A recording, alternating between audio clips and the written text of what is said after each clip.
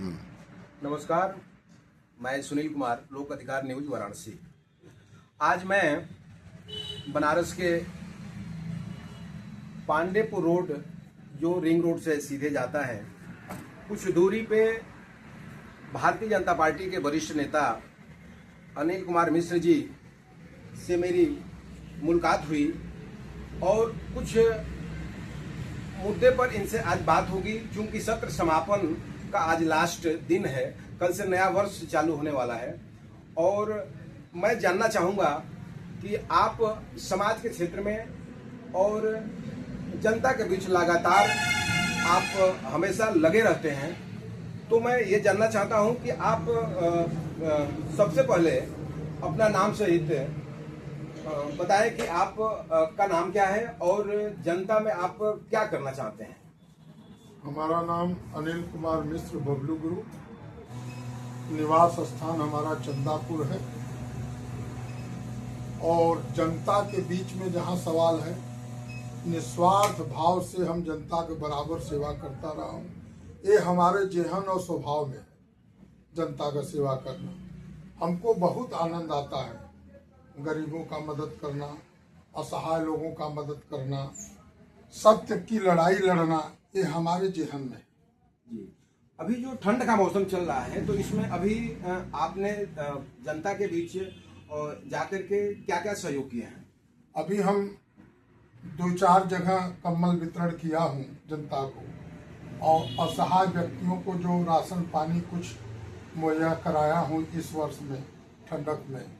और कल कम्बल वितरण में चोलापुर के बगल में जाऊंगा। नियार पड़ता है, नियार में कम्बल वितरण करने के लिए हमको जाना है और हम लोग वहाँ वितरण करेंगे और हमारे सहयोगी लोग हैं, साथ में कम्बल वितरण किया जाएगा गरीबों को। और निरंतर हमारा प्रयास है कि गरीबों का ही भलाई हो, क्योंकि जो स्थिति परिस्थिति है, जो व्यवस्था चल रही है, वो गरीबों तक पहुंचना बहुत मुश्किल है। और गरीबों तक वही व्यक्ति पहुंचेगा जो गरीबों के हित में हमेशा जानेगा, गरीबों के विषय में समझेगा, गरीबों के बीच में रहेगा, वही गरीबों का मदद कर सकता है। जी, मैंने सुना है कि आप का जीवन जो है कि जो शुरुआत में काफी संघर्षमय रहा है और बड़ा संघर्ष करके आप जो है कि इस पावदान तक पहुंचे हैं, तो अपने कुछ इस संघर्षों जीवन की कुछ दास्तां बता दीजिए। मैं भारतीय जनता पार्टी में 2009 में सदस्यता हम और मेरी पत्नी दोनों लोग लिए। पत्नी हमारी जिला महामंत्री महिला मोर्चा किरण मिश्रा जी हैं और हम इस समय जिला कार्य समिति सदस्य हूँ पार्टी में। और निरंतर सेवा पार्टी का दोनों पति पत्नी हम लोग करते आ रहे हैं और सेवा करना हम लोगों का उद्देश्य करते रहेंगे। जी, लास्ट सवाल है कि आप कुछ व्यवसाय से भी जुड़े हैं, जो व्यवसाय आप उस व्यवसाय आपका चूंकि अपने संघर्ष के बल पे ही व्यवसाय को शुरू किया है, तो उस व्यवसाय का और पार्टी का, इन दोनों का जो है कैसे सामंजस्य बना करके अपना काम कर लेते हैं? देखिए, व्यवसाय की जो बात है, व्यवसाय में सबसे बड़ा ईमानदारी होता है। आप ईमानदार हैं तो आपके यहाँ लोग अपने आप चल करके आते हैं। और जहाँ तक हमारा सवाल है, मेरा काम रियल एस्टेट का है, जमीन से जुड़ा हुआ काम है और जमीन में विवाद बहुत कुछ होता है और उस विवाद से हम जो है बहुत कोसों दूर हूँ। भगवान के दया से, बाबा विश्वनाथ जी की कृपा से हम जो है आज तक विवाद में नहीं पड़ा, न विवाद की जमीन लिया आज तक। लोग भले ही हमको विवाद में डाल दिए, उसके लिए मैं संतोष किया हूँ। ईश्वर को साक्षी मान करके अभी चल रहा हूँ और उसी पथ पर चलता रहूँगा। आज भी किसान हमारे पर विश्वास करके हमको जमीन देते रहते हैं।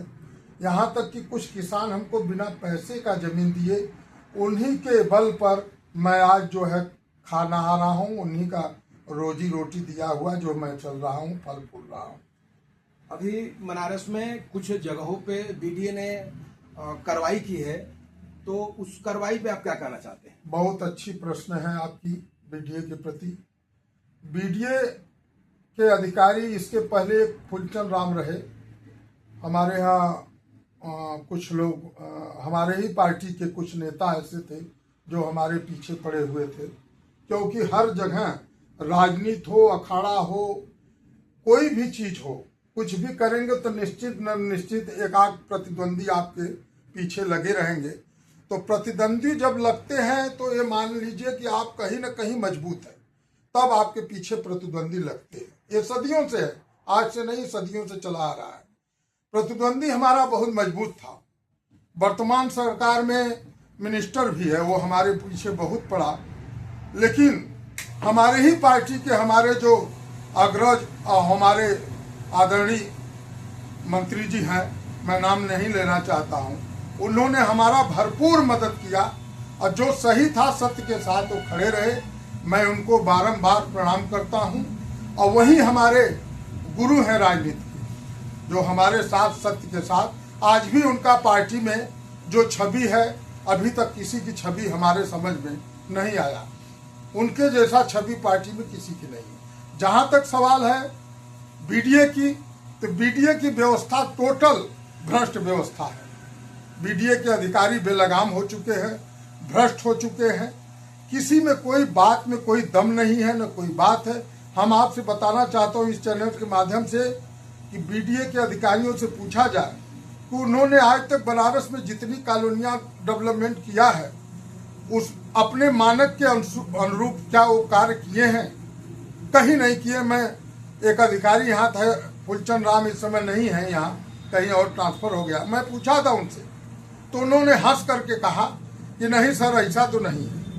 कोई आज तक उन्होंने मानक के अनुरूप जब अपनी कॉलोनी नहीं बना पाया, तो हमको आपको क्या कहेंगे? हम लोगों के पास कोई व्यापार नहीं है। यही बिस्सा दो बिस्सा, एक बिस्सा इधर उधर करके जीविकोपार्जन कर रहे हैं। और हर व्यक्ति को नौकरी मिलने वाला नहीं। जीवन किसी तरह इधर उधर करके लोग बिस्सा दो बिस्सा, इधर उधर दलाली मलाली कर करके जीवन पार कर रहे हैं।